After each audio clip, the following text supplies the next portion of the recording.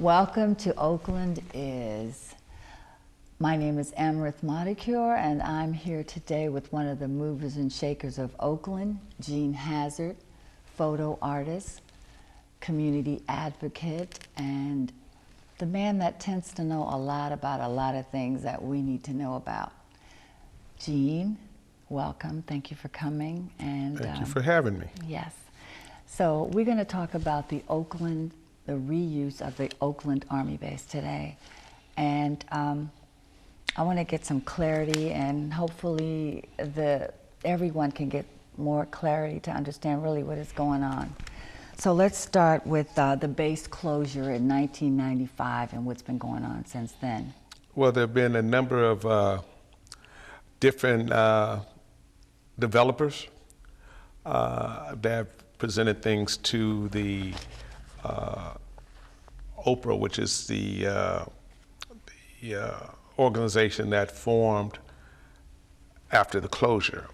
And they have been presenting various types of reuse on the Army base. Mm-hmm. Well, fast forward, they've identified a developer, and that developer is CCG, CCIG, and Prologis. The principals in there are, for CCG, is Phil Dagami, is the primary developer for the Army base. And that's where we are right now. The City Council has gone through first of all, they've issued a exclusive negotiating agreement that was done, I believe, in 2009, and one for the Army base, and one for the Port of Oakland, and one for the city. So Phil got the exclusive negotiating agreement on both of those properties. The total acreage for the Army base is 360 acres. But since January of this year, the port terminated its E&A with Phil Dagami because he lacked the finances. So what is existed now is just the city side of the development on the Army base. Well, if he lacked the funds on the port side, he lacks the funds on the city side as well, but they're looking the other way. The port did not want to take the financial risk with Phil Dagami and his partner. Matter of fact, the city has also acknowledged the fact that Phil Dagami has insufficient funds. Matter of fact, let me read something to you. And this is the city's determined. First of all, this is a schedule of performance, and they need evidence of financing, including letters of intent and other commitments from lenders and equity partners, if any, to provide finances for the development of the agency's approved phase 1 of the project. Phase 1, it deals with the infrastructure. Just like you build a house, mm-hmm. you put in a foundation before you bid, and that's what they call the horizontal. And then the other part is the vertical. But here's what the summary of Master Developer's Proposal Technical Analysis. This is the city now, mm-hmm. looking at their financial capabilities. The joint venture structure of A and B CCG does not support the significant projected equity and debt needs of this project. 15% equity participation by the strong financial partner, that's A and B, and now Prologis, with 85% by the weaker local partner, that's Phil Dagami. It's a significant problem. CCG's profit and loss statements and balance sheets for 2006, 2007, 2008 do not demonstrate sufficient sources of equity needed for the Oakland Army Base project. Since CCG is not specifically identified in terms of the financial contribution to the future components of the Oakland Army Base, it is unclear whether or not the lack of equity funds today indicates a lack of future capacity to raise equity debt. So they had a little caveat at the end. But right now, he does not have it. And he has a pattern of undertaking a project with all these promises being able to identify, and these projects, like the Fox Theater that he was a developer on, that he didn't identify, didn't achieve what he said he was going to do in identifying the private funds. All these projects are public-private participation in terms of the funding, but he gets a pass. For instance, both on the port and on the city side, they're supposed to put up a deposit. His deposit was $50,000 on each side, but they also said it's refundable. Now, which means he gets into the game for free. Mm-hmm. Whereas one of the other developers who was looking at being considered, they had told him he had to put up $2 million. Right? Mm-hmm. Sounds like so bias. What's really going on? Definitely bias on the way they're dealing. It's more than bias. Yeah. It borders on, as far as I'm concerned, some criminal. Yeah, there's criminal activity.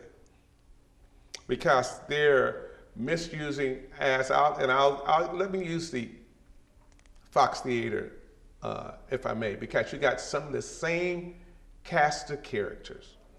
They did a performance audit at my pushing them to do that on the Fox Theater.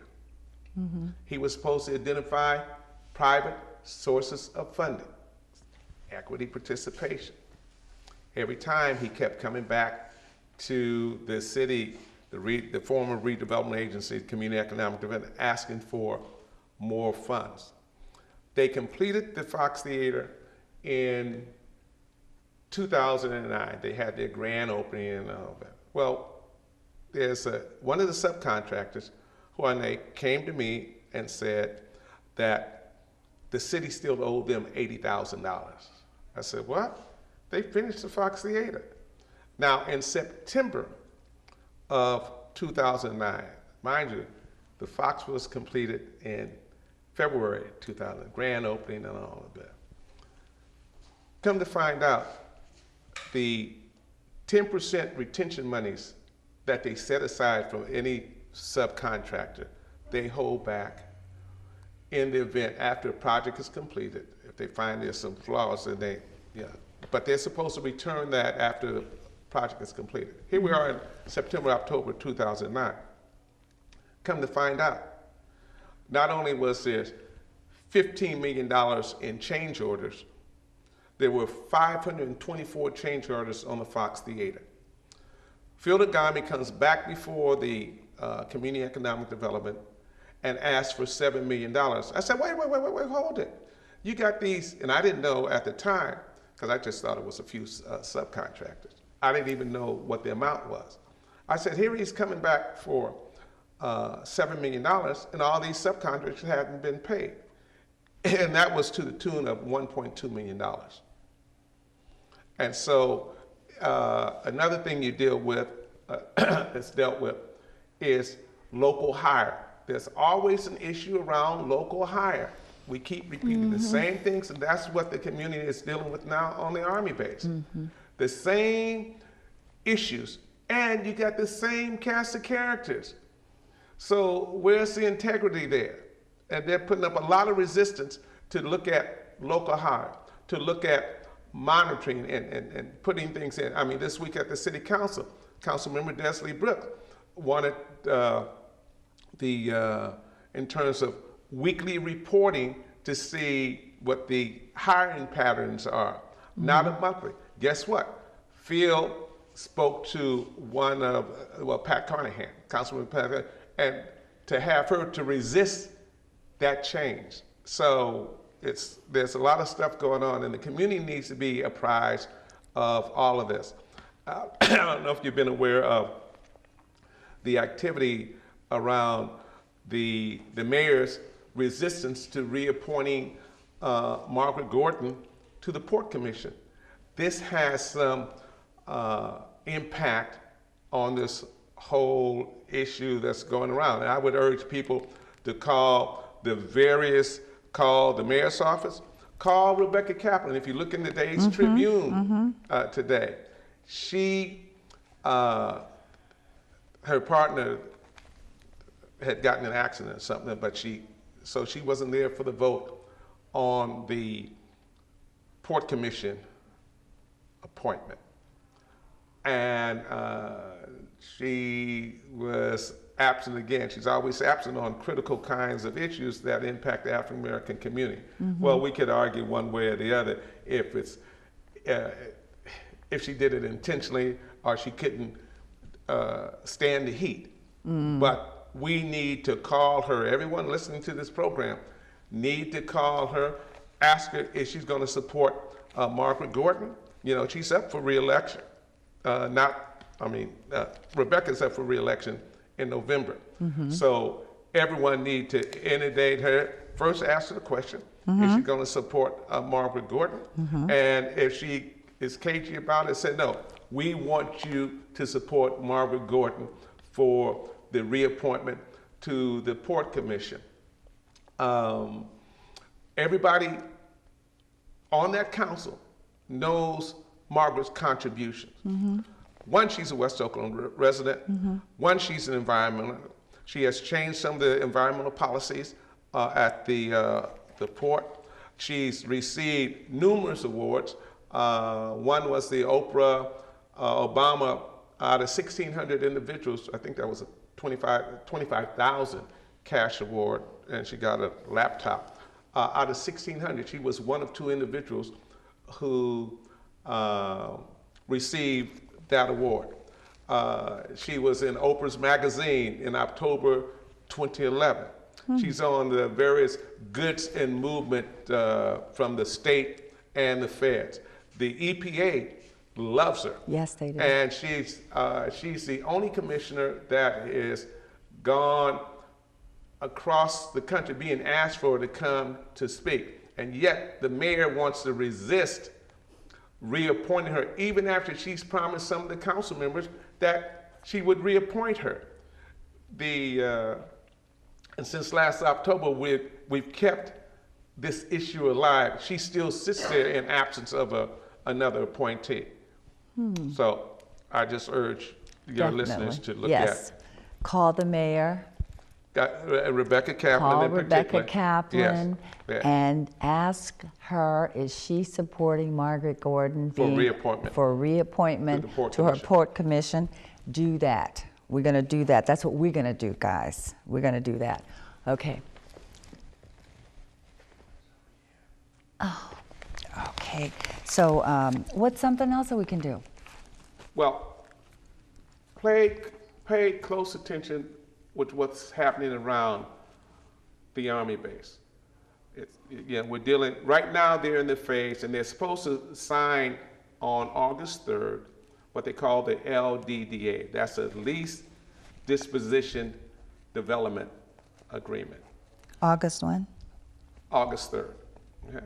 And there's still a lot of outstanding issues around that. One, in terms of, if they sign that and you got a developer who has insufficient funds, you could only look at his past track record, what he's done with the Fox Theater. They forgave, when he did the Rotunda, they forgave $5 million on him. Are these buildings beautiful to look at? Yes, they are, but how did they get there? And that's what people need to look at. There are a lot of folks who came to support giving this, signing the LDDA for Phil because it's going to create jobs. Well, the issue is, who gets the jobs. And even in all the information regarding the conveyance of the Army base to the city, it speaks to those individuals who are impacted, the local residents who are impacted by these are the folks you should be looking at in terms of hire. But these are the same things that are being resisted by both Phil Dagami. Yes, there's been some consideration, but not to the extent where it should be, like the monitoring issue that Councilmember Desiree Brooks has brought up. There's another individual who's concerned about the soil import. And the soil import is, you're gonna need, I think, a million, was it 1 million tons, a million cubic yards, I forget which one. But that's, Phil wants to control all of that. He wants to have that. Those are a lot of dollars there. But they want to push out folks who have been already doing soil. Phil has no experience in doing that other than looking at probably his folks he wants to direct that activity to. So there's a lot. This project right now is reported to be somewhere in the neighborhood of $700 million. At the end of the day, we'll probably be looking at $1.5 billion. So this is no chump change. But Phil continued to suck off the financial breast of the city. And he's indicated privately that this is going to be his retirement.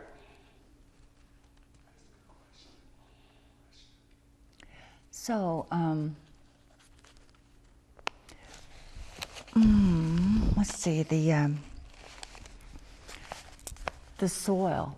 What's the soil? You know, I've come to understand how that, you see these big mounds of dirt that are anywhere, but if you go around the port, but that's a lot of money in soil. Matter of fact,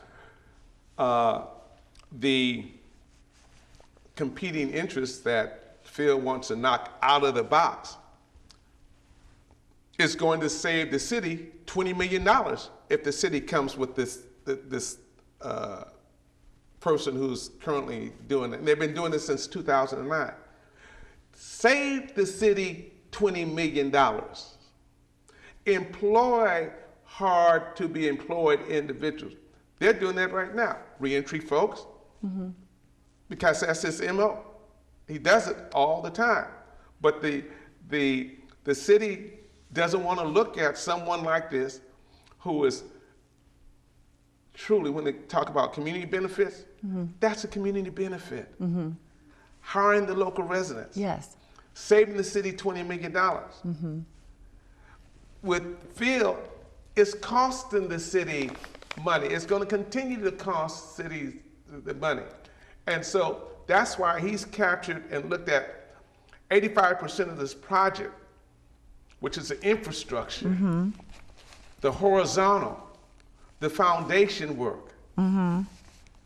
That's where you want to hire. After the vertical is the putting up slabs to do a warehouse, and you lease that to folks. So the city got the Army base. The instrument that allowed the city to get the Army is the EDC, the Economic Development Conveyance. So the Army gave over to the city the Army base at no cost. When you look at the application for the master developer, it says all these things, what the master developer is supposed to fund. Phil is not doing any of that. So who is the other master developer that's in terms of as a to do what Phil has done, or to not to do what he's done, but to be well, there were a number of folks who had submitted applications, those were rejected. Matter of fact, individuals who were more financially healed than Phil. They had their money in the bank. Matter of fact, Phil's partner, when you go on the New York Stock Exchange and they look like he's valued at all this, but that doesn't translate in terms of equity. It says what is on the New York Stock Exchange. And that's how he brought him in, then he put him to the side. And so I control 85% of this project. You control 15%. You don't have, your balance sheet doesn't demonstrate you have the financial wherewithal at all. So, what's going on? yeah, I mean, yeah. Jam the city council up, jam the mayor up, and ask them what's really going on. Are these things true? Matter of fact, I was at a meeting on one of the candidates for the city attorney. I say Jane Bruner. I asked a question at this House meeting about the Army base. I said, I know it's going to be a sticky question because most of the folks in there, there are about 15 individuals in there, and none of them knew anything about the Army base. But I raised their level of awareness. And when I asked the question, does Phil Dagami have any money? And her response, and everyone heard it, Phil doesn't have any money. Okay? Now this is a council member sitting up there making the decision on to sign off on this LDDA. This is criminal. That doesn't have any money. She said it. But see, I already knew because I got all the documentation. So the community needs to be aware. The folks, the mayor and the council member, and particularly Rebecca Kaplan, who's at large with regards to because she appears to be the swing on this issue around Margaret Gordon. Okay. Right? So she either abstains or vote for Margaret Gordon. And that's where the pressure has to be. come. Okay. The issue is going to come back this fall because there was a failed attempt by the mayor. And the reason the mayor did what she's done now, and you see this button I have on, we didn't achieve the signature drive to look at recalling, but she wasn't going to touch the issue around a port appointment until after, in both petition efforts, they didn't achieve to get her out. So she resorted back to, and what she ended up doing was she nominated 3 African-American males. One of the African-American males, James Head, who's currently on the port, so you know I don't have any problem with it. But then she had these other 2, and one of the 2 I don't have any problem with. I don't have any problem with Seth Butler.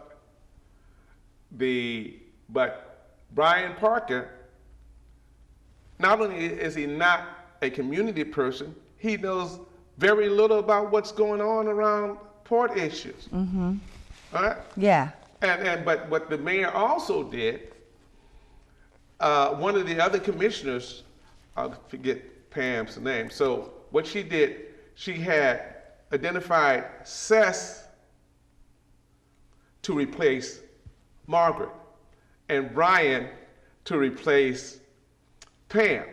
And the reason she did it that way, because some of the council members are in favor of Seth, but now she creates a conflict between Seth and Margaret, when in fact, Brian should be replacing Margaret if that were to be the case. But she intentionally created a climate of confusion and all. So, but her attempts failed because Rebecca, because she had an emergency, wasn't there. Now, you ask, would Rebecca would have been the fifth vote to approve the port commissioners that were the nominees?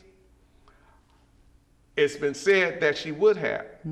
That same Rebecca got in a problem last fall when while she extolled and lauded what Margaret has done, but then she turned around and said, but I'm still going to vote for the other person. Okay, which was Jakarta from the Ella Baker Center. He since had withdrawn. And so that's where this whole thing is now. So where it is from here, we are going to put some pressure downtown. Yes. Okay, we're understanding. Hope my audience does. We've got to call downtown, the mayor, Rebecca Kaplan, and ask that question. Are you going to vote to reinstate Margaret Gordon? That's right. Reappoint Margaret Gordon to the port. And don't let them tell you, well, it's the mayor's nominee. Okay, they don't have to. They rejected things in the past. The charter only speaks to the mayor nominates, but the council can confirm or deny. And they have done that over time. So don't buy the we got to do it. That's what Pat Carnahan says. That's what Libby Schaff says. But well, you know, it's the mayor, it's the mayor, it's the mayor. No, don't buy that argument. And let me just say, the black clergy in this town need to rally around this issue of reappointing Margaret. They rallied around the mayor on this ill-fated 100 blocks in terms of crime reduction, and you see where that went. Well, we're going to stop right there with this. We're going to go for that. Margaret Gordon, definitely, right there. That's where we're going to go. Yes. We're going to focus on that. You know, we have these little brains sometimes. You know, we don't want to overwhelm us. But we are so glad that you came. Well, people could call me. They could call me. They could either email me at genehazard@gmail.com.